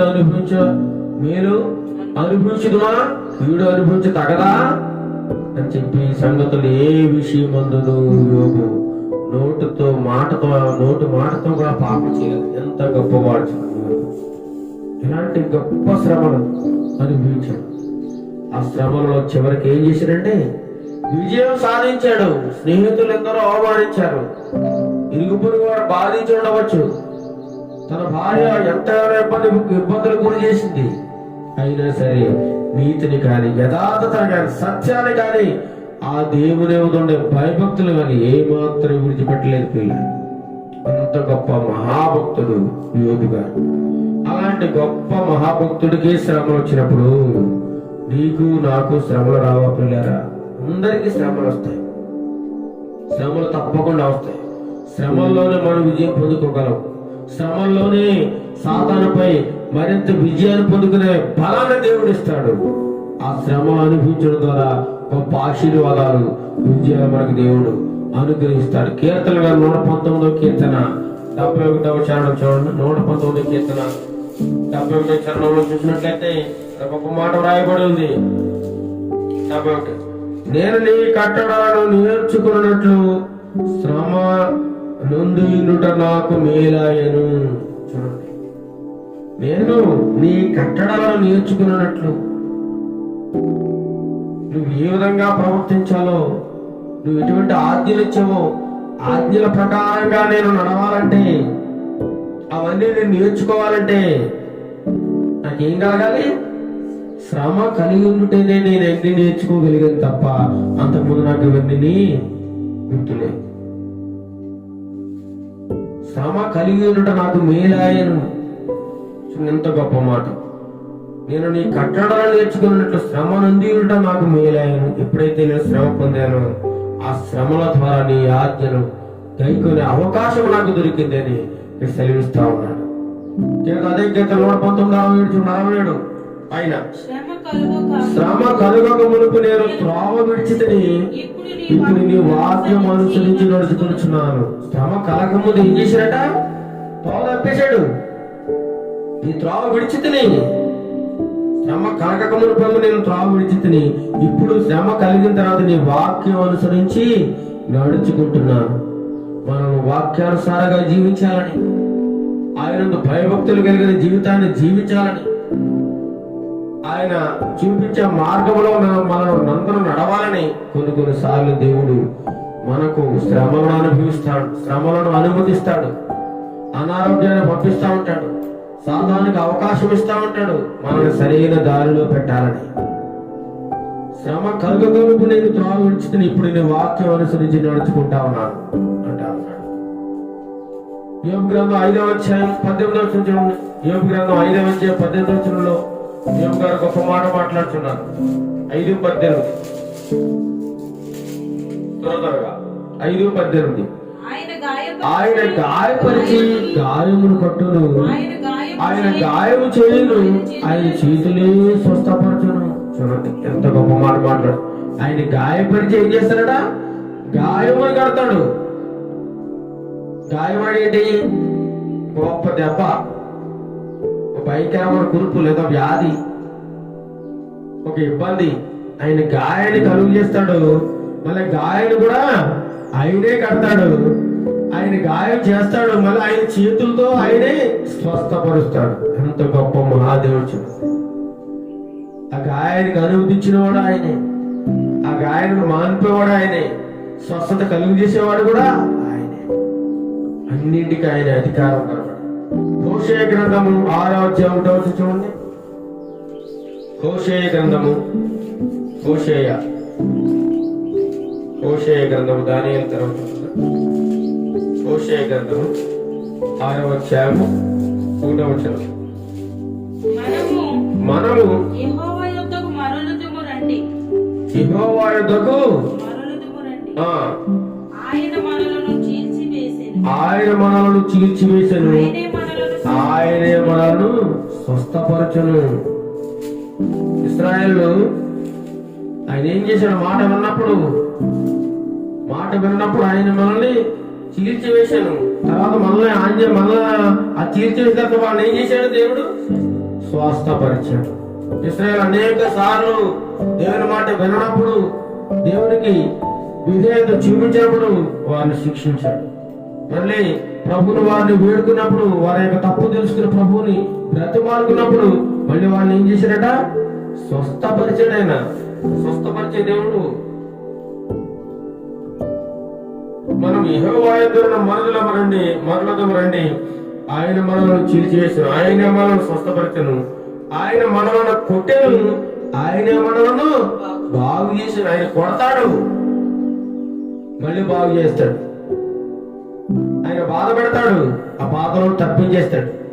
ఆయన ఇబ్బందులు గురి చేస్తాడు, మళ్ళీ వెంటనే ఆశీర్వాదాలు దయచేస్తాడు. ఎంత గొప్ప దేవుడు. చూడండి హెబ్రీయులకు రాసిన పత్రిక 12:7 చూద్దాం. హెబ్రీయులకు రాసిన పత్రిక 12 త్వరగా ముగించుకుందాం.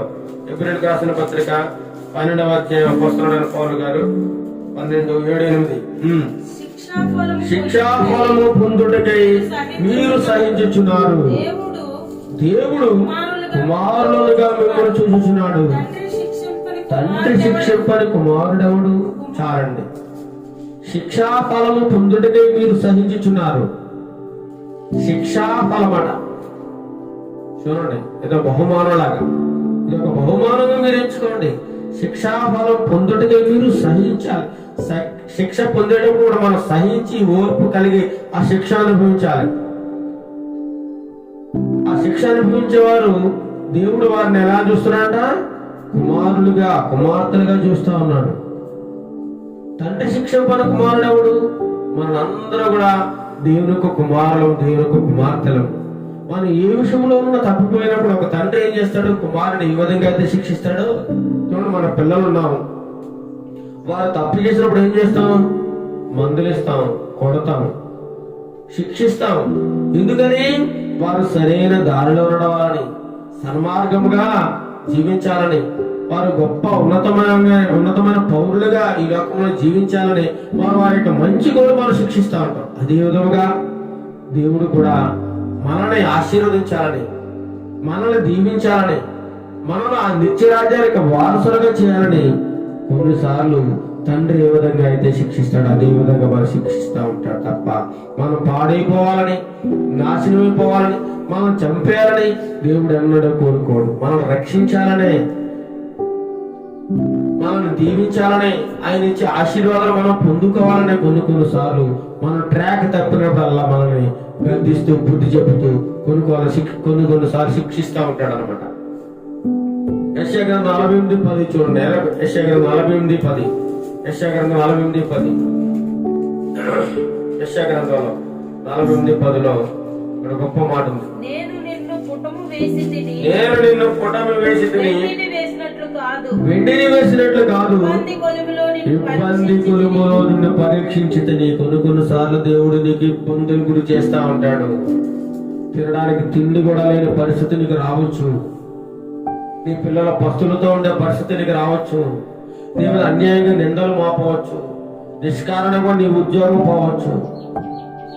నీ వ్యాపారంలో నష్టం రావచ్చు. అన్ని విధాలుగా నీకు ఇబ్బందులు కలగవచ్చు. సమస్తాన్ని నువ్వు కోల్పోవచ్చు. ఇదంతా దేవుడు చెప్తాడు. నేను నిన్ను పుటము వేసిన, పుటమనగా కొలిములో కాల్చినట్టు కాలుస్తారట, వెండిని కాల్చినట్లు. ఇబ్బంది ఏ కొలుమది? ఇబ్బంది అనే కొలుములు నిన్ను పరీక్షించితిని. ఇబ్బంది అనే కొలుములో మనం పుటం వేసి పరీక్షిస్తూ ఉంటాడట. మన భక్తి ఎంతవరకు యథార్థమైనది, మన నీతి ఎంతవరకు యథార్థమైనది అని చెప్పి దేవాదేవుడు మనల్ని నీతిని పరీక్షిస్తూ ఉంటాడు. మన విశ్వాసానికి పరీక్ష పెడతా ఉంటాడు.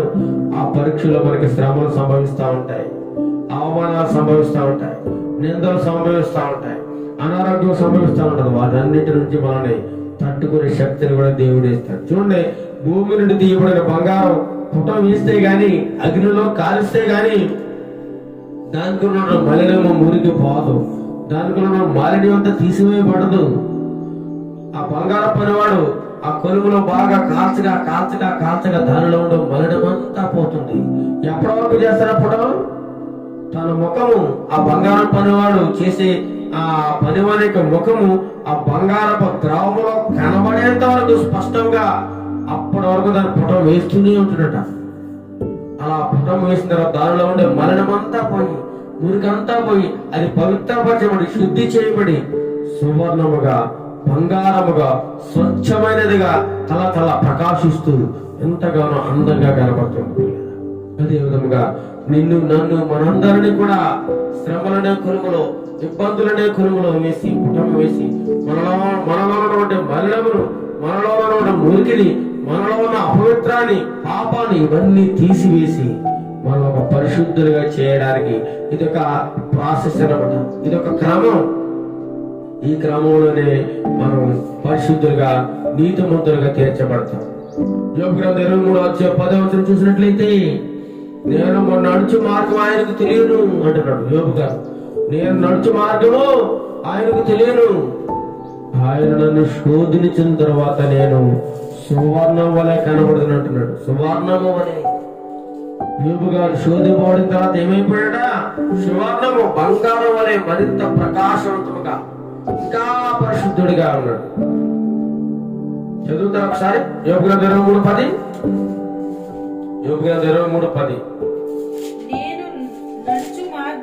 నేను నడుచు మార్గము ఆయనకు తెలియను. ఆయన నన్ను శోధించిన తరువాత నేను సువర్ణము వలె కనబడతాను. ఎంత గొప్ప మాట చూడండి. ఆయన నన్ను శోధించిన తరువాత, దేవుడు నిన్ను శోధించిన తర్వాత, దేవుడు నన్ను శోధించిన తర్వాత, దేవుడు మనల్ని శోధించిన తర్వాత ఎలా కనబడతామట? సువర్ణము వలె కనబడతాం. ఆ శోధనలో నిలబడాలి, శోధనలో తట్టుకోవాలి, శోధనలో ఉండి ఆయనను ఆరాధించాలి, ప్రార్థించాలి. ఆ శ్రమలో ఉండి ఆయనను వేడుకోవాలి. అంతే తప్ప విశ్వాసం ఉండి తొలగిపోకూడదు. 1 పేతురు రాసిన పత్రిక 6వ అధ్యాయం 7వ వచనం. 1 పేతురు రాసిన పత్రిక 1 పేతురు 1వ అధ్యాయం 7వ వచనం. త్వరగా నేను చదువుతున్నాను. నశించిపోవు సువర్ణము అగ్ని పరీక్ష వలన శుద్ధిపరచబడుచున్నది కదా. నశించిపోవు సువర్ణం, బంగారం కూడా ఏమైపోతుంది? భూములు అలా ఉంటే ఏమైపోద్ది? పాడైపోద్ది, నశించిపోద్ది. అలాంటి బంగారం మనం శుద్ధి చేయాలంటే ఏం చేయాలి? అగ్ని పరీక్ష వలన శుద్ధిపరచబడుతుంది కదా. దానికంటే అమూల్యమైన మీ విశ్వాసము ఈ శోధనల చేత పరీక్షకు నిలిచినదై యేసుక్రీస్తు ప్రత్యక్షమైనప్పుడు మీకు మెప్పును మహిమయు ఘనతయు కలుగుటకు కారణమగును. చూడండి, కారణమగును. ఈ విశ్వాసములో నీకు ఒక పరీక్ష ఎదురవుతుంది. ఏదో అయితే బంగారానికి పరీక్ష పెడతాడో బంగారం పనివాడు దాన్ని శుద్ధి చేయడానికి, అదే విధంగా దేవుడు నీ విశ్వాసాన్ని కూడా ఒక పరీక్ష పెడుతున్నాడు. ఆ పరీక్షలో నువ్వు నిలిచినట్లయితే ఆ యేసుక్రీస్తు దగ్గర నీకేం దొరుకుతుందట? మెప్పు కలుగుతుంది. నిన్ను మెచ్చుకుంటా ఉంటాడు, నీకు ఘనత ఇస్తాడు, మహిమ ఇస్తాడు. ఇవన్నీ నీకు కలగడానికి నువ్వు కారణముగా ఉంటావు. ఆ విశ్వాసములో నువ్వు ముందుకు సాగుతున్నప్పుడు నీకు కొన్ని శ్రమలు, ఇబ్బందులు దేవుడు అనుమతిస్తూ ఉంటాడు. ఆ శ్రమల ద్వారా నీకు గొప్ప విజయము, గొప్ప ఆశీర్వాదము, గొప్ప మేలు దేవుడు నీకు నాకు మనందరికీ అనుగ్రహిస్తాడు. పిల్లలు, రోమీయులకు రాసిన పత్రిక 5వ అధ్యాయం 3వ వచనం. రోమీయులకు రాసిన పత్రిక రోమా 5:3 త్వరగా. అంతేకాదు శ్రమ ఓర్పును, ఓర్పు పరీక్షను, పరీక్ష నిరీక్షణను కలుగు చేయని ఎరిగి శ్రమల యందును అతిశయపడదును. శ్రమలలో అతిశయపడతారట.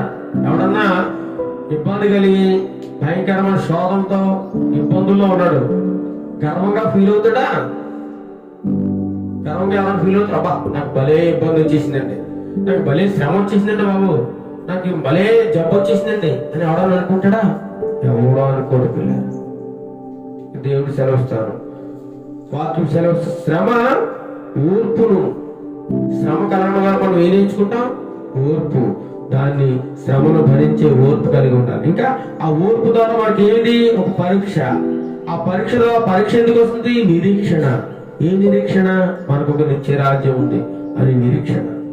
ఆ నిరీక్షణ కలిగి ఎరిగి ఆ శ్రమ లేదు మనం ఏం చేయాలంట? అతిశయించాలి, గర్వంగా నిలబడాలి. శ్రమంలో కూడా గర్వంగా. ఈ క్షణం మాత్రం ఉండే ఈ శ్రమలకు మనం భయపడితేలా? ఆ నిత్యరాజ్యాన్ని పొందుకునే క్రమంలో అనేకమైన శ్రమలు సంభవించవచ్చు, శోధనలు సంభవించవచ్చు, భయంకరమైన పరిస్థితులు ఎదురవచ్చు. కానీ మన విశ్వాసంలో ఏమాత్రం సడలిపోకుండా ముందుకు సాగిపోవాలి. క్షణమాత్రం ఉంటాయట ఈ శ్రమలు. 2 తిమోతి 2:12 సహించిన వారమైతే ఆయనతో కూడా వెళుదుము. సహించిన వారమైతేనే, శ్రమలు సహించినట్లయితే ఆయనతో కూడా వెళ్తాం. యాకోబు రాసిన పత్రిక 1:12 శోధన సహించేవాడు ధన్యుడు. శోధన సహించేవాడు ఎవడట? ధన్యుడు. ఎవడైతే శోధన సహిస్తాడో. ఎవరి నిమిత్తము? ప్రభువు నిమిత్తము. వీరందరూ అనేక మంది భక్తులు ఎవరి నిమిత్తం శోధన అనుభవించారు? వారి కుటుంబ నిమిత్తము, వారికి పిల్లల నిమిత్తము, వారికి ఆస్తిపాస్తుల నిమిత్తం శోధన భరించలేదు. యేసు ప్రభువు నిమిత్తము. ఆయన నిమిత్తం ఎవరైతే శోధనలు భరిస్తారో వారందరూ ధన్యులని దేవుని వాక్యం ద్వారా దేవుడు మాట్లాడుతాడు. సిలువ సింహాసనం లేనిదే, సిలువ యేసు ప్రభువును సిలువ లేనిదే మనకేమి లేదు, రక్షణ లేదు. సిలువ లేనిదే ఆయనకి సింహాసనం లేదు. శ్రమలు లేనిదే మనకి పరలోకం లేదు. శ్రమ లేదు కూడా ఆనందించి సమస్య లేక నిత్య రాజ్యం వైపు మనం ఎదురు చూస్తూ ఉండాలి. మన గురి, మన నిరీక్షణ ఏంటండి? ఈ లోకము కాదు, శాశ్వత రాజ్యము, శాశ్వత లోకము. ఆ నిత్య రాజ్యంలో పరలోకమే మన నిరీక్షణ. దానికోసం మనం ఏది అనుభవించడానికైనా, ఎంత గొప్ప ఇబ్బందులు పడ్డానికైనా, ఎంత నిందలు పడ్డానికైనా ఈ లోకంలో మనం సిద్ధపడి ఉండాలి. 2 కొరింథీయులకు రాసిన పత్రిక 1:4 శ్రమలలో దేవుడు ఆదరిస్తానంటున్నాడు. శ్రమలలో కూడా నీకేం కలుగుతుంది? ఆదరణ. మరి యోసేపు జీవితంలో చూసినట్లయితే అదికాండం 39:2 యోసేపుకి దేవుడు తోడుగా ఉన్నాడు, అన్ని విషయాలు తోడుగా ఉన్నాడు. అలాగే చెప్పి ఆయన ఏమన్నా సంతోషంతో ఆనందంతో ఎటువంటి బాధ లేకుండా ఇబ్బంది లేకుండా ఉన్నాడా? వారి అన్నదమ్ముల ద్వారా ఎన్నో ఇబ్బందులకు గురయ్యాడు. పోతిఫరు భార్య ద్వారా ఒక నింద వరించాడు, చెరసాల్లో వేయించబడ్డాడు, భయంకరమైన శ్రమలు అనుభవించాడు. అన్ని శ్రమలు అనుభవిస్తూ కూడా, నిందలు అనుభవిస్తూ, అవమానాలు భరిస్తూ ఎక్కడా కూడా నీతిని విడిచిపెట్టలేదు, విశ్వాసం నుండి తొలగిపోలేదు, ఆయనను ఆరాధించడం మానలేదు, ఆయనకు భయభక్తులు కలిగిన జీవితాన్ని ఆయన విడిచిపెట్టలేదు. అలా ఉన్నాడు కాబట్టి యోసేపును ఆ శ్రమలు, ఇబ్బందులు, బాధలు, అవమానాన్ని భరించాడు కాబట్టి ఒకనొక రోజున సింహాసనం ఎక్కించాడు, ప్రధానమంత్రిగా నిలబెట్టాడు. ఎవరైతే అతన్ని అవమానించి, ఎవరైతే హింసకు గురి చేసి, ఎవరైతే నిందించారో వాళ్ళందరూ కూడా చివరికి ఆయన కాళ్ళ దగ్గరికి చేరారు. చూడండి, నిందలలో, అవమానంలో భరించడంలో దాని వెనుక గొప్ప ఆశీర్వాదం, గొప్ప మేళ్ళు దేవుడు మనకు దాచించాడు. కుమ్మరివాడు చూడండి, జీవిత మన్నును ఏం చేస్తాడు? ఒక అందమైన పాత్రగా చేయడానికి ఆ మన్నును ఏం చేస్తాడు? తనకి ఇష్టం వచ్చిన రీతిగా మలుచుకుంటూ తన యొక్క మనసులో ఏ విధంగా అయితే దాని యొక్క ఆకారం తీసుకురావాలనుకున్నాడో ఆ ఆకారం వచ్చేంత వరకు కూడా ప్రయాసపడుతూ ఆ యొక్క మన్నును తనకి ఇష్టం వచ్చినట్లుగా మలుచుకుంటూ ఉంటాం. అదే విధంగా మనం కూడా ఆ పరమ కుమారైన దేవాది దేవుడు తనకి ఇష్టమైన పాత్రలుగా మనం ఉండడానికి, మనల్ని ఆయనకి ఇష్టం వచ్చిన రీతిగా మలుచుకోవడానికి మనల్ని కొన్నిసార్లు శ్రమల గుండా, ఇబ్బందుల గుండా, అవమానాల గుండా, రోగముల గుండా మనల్ని ప్రవేశపెడతా ఉంటాడు. వాటన్నిటిలో మనం నిలిచి ముందుకు సాగినట్లయితే ఒక గొప్ప పాత్రగా, ఆయనకి నచ్చిన పాత్రగా ఆయన మలుచుకుంటాడు. మనమందరము ఆయన చేతుల్లో పాత్రలు.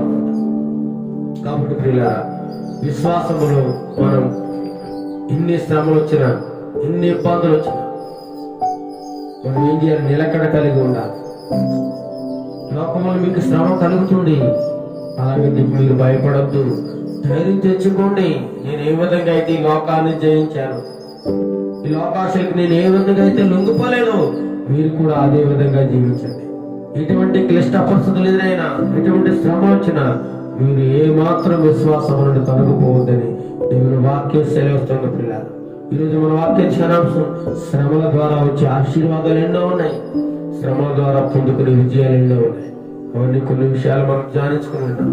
కాబట్టి పిల్లలు, ఈ శ్రమల ద్వారా వచ్చే నిందలు దేవుడు ఏ విధంగా అయితే అనేక మంది భక్తుల జీవితాల శ్రమలను అనుమతించాడు, అదేవిధంగా మన జీవితాల్లో కూడా దేవుడు శ్రమలను కొన్నిసార్లు అనుమతిస్తూ ఉంటాడు.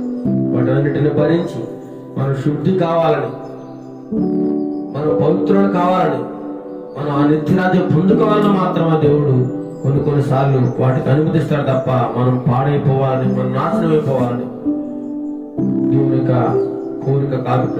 కాబట్టి దేవుడు శ్రమలను తట్టుకునే శక్తిని, శ్రమల ద్వారా వచ్చే ఆశీర్వాదాలు, శ్రమల ద్వారా పొందుకునే విజయాలను దేవుడు మనందరి జీవితాల్లో సమృద్ధిగా దయచేయుగాక. ఆమె ప్రార్థన చేసుకుందాం.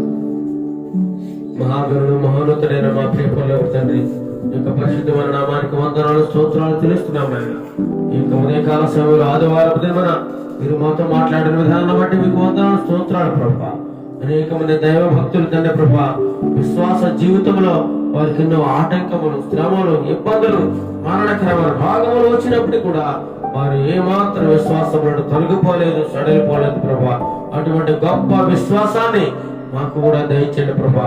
మేము భరించగలిగినంత శోధన కంటే అంతకంటే ఎక్కువ మా మీదకి రానియని సెలవిస్తా ఉన్నాం ప్రభా. దేవరైనా అయినను సరే వచ్చినా సరే ఆ శోధన నుంచి మిమ్మల్ని తప్పించబడడానికి, మీరు ఆ వాటి నుంచి విడిపించబడడానికి మీకు ఒక మార్గాన్ని నీకు తెలియజేస్తారని ఈ వాక్యం ద్వారా మాట్లాడిన విధానాన్ని బట్టి మీకు వందనాలు స్తోత్రాలు తెలుస్తున్నాం నాయన. యోబు జీవితంలో చూసినట్లయితే యథార్థవంతుడు, నీతివంతుడు, సత్యవంతుడు, అలాంటి యథార్థత కలిగిన వాడి భూమి మీద ఎవడో లేడని నువ్వు సాక్ష్యం ఇచ్చావు నాయన. అటువంటి సాక్ష్యం పొందుకున్న ఆ యోబుని ప్రభావాలైనా చిన్నాభిన్నం చేసి తన జీవితాన్ని నాశనం చేసి ఎన్నో భయంకరమైన శ్రమలను అనుమతించే ప్రభావాలైనా విశ్వాసం నుండి ఎలాగైనా తొలగించాలని సాతాను శతవిధాలుగా ఎన్నో ప్రయత్నం చేసినప్పటికీ ఏ మాత్రం ఫలించలేదు ప్రభా. అన్ని భరించాడు గాని విశ్వాసం నుండి తొలగిపోలేదు ప్రభా. అటువంటి యోబు లాంటి విశ్వాసాన్ని, యోబు లాంటి ధైర్యాన్ని మాకందరికి దయచేయండి. దానియేలు జీవితంలో చూసినట్లయితే సింహాల బోరులో వేసినప్పుడు కూడా విశ్వాసం నుండి తొలగిపోలేదు ప్రభా. అటువంటి విశ్వాసాన్ని మాకు దయచేయండి ప్రభా.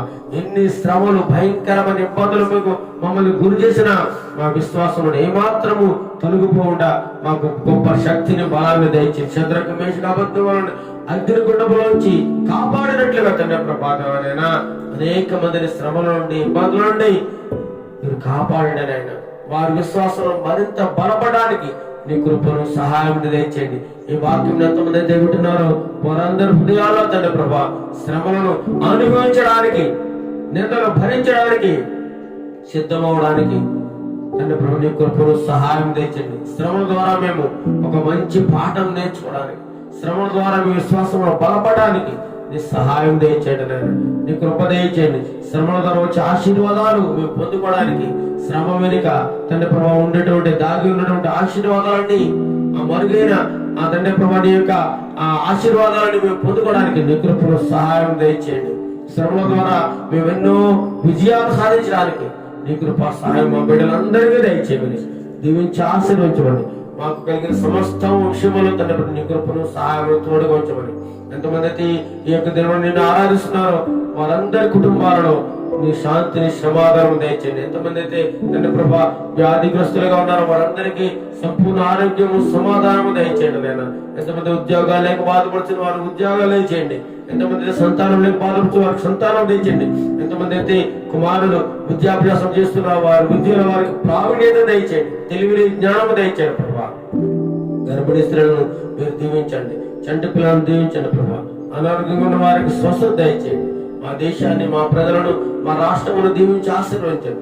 భయంకరమైన తుఫానుల చేత ఎంతో మంది తండ్రి ప్రభా రకరకాల అవసరపడుతూ ఎంతో మంది ప్రాణాలను కోల్పోతున్నారు. వారందరినీ మీరు రక్షించండి, కాపాడండి. వారికి కలిగిన ఆపదలన్నింటిలో వారు విడిపించండి. నేనే సహాయం దయచేయండి. ఘనత, మహిమ, ప్రభావాలు మీకు ఆరోపిస్తూ నజరేయుడైన యేసుక్రీస్తు నామములో అడిగి ప్రార్థన చేస్తున్నాం తండ్రి. ఆమేన్, ఆమేన్. పరలోక ప్రార్థన. పరలోకమందున మా తండ్రి, నీ నామం పరిశుద్ధపడును గాక, నీ రాజ్యం వచ్చును గాక, నీ చిత్తం పరలోకమున నెరవేర్చున్నట్టు భూమి మీద నెరవేరును గాక. మాకు కావలసిన అనుగ్రహాన్ని మాకు దయచేయండి. మానవస్తులు మేము క్షమించడం మానవ క్షమించు, శోధనల చక్కకేయడం తప్పించును.